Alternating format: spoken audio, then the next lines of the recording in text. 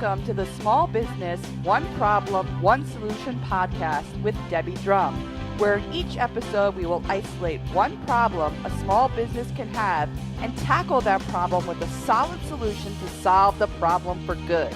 Now let's jump into today's episode.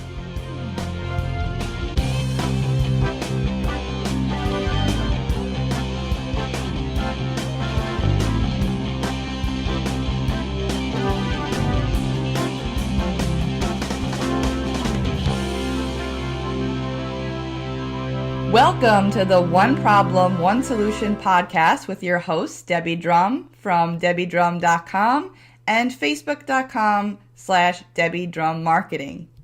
Episode 7, or problem number 7, is very special today because we have a special guest and her name is Shola Abidoye, and she reached out to me as part of her new position of Chief Revenue Officer for Digital Author Labs.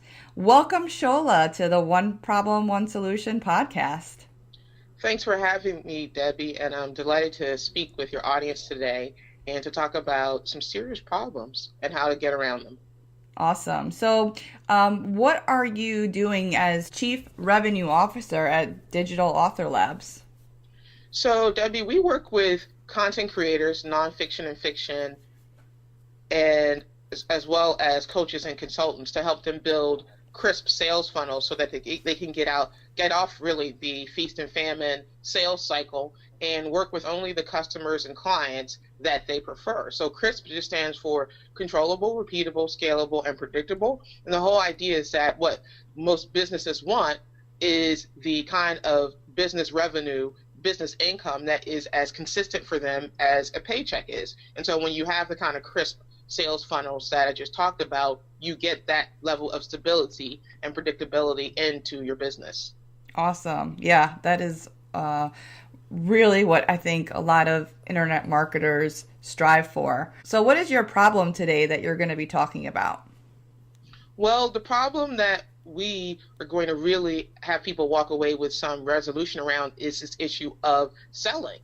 There are many things that people are doing that they feel like is selling, but when you really pull the curtain back, it actually isn't selling. And so we're going to talk about the process of moving from being a hobbyist online entrepreneur to a professional revenue generator, because there is a difference. And when you walk away with an understanding of a difference, then you'll have some clear insight into how to get there. Awesome. So what would you say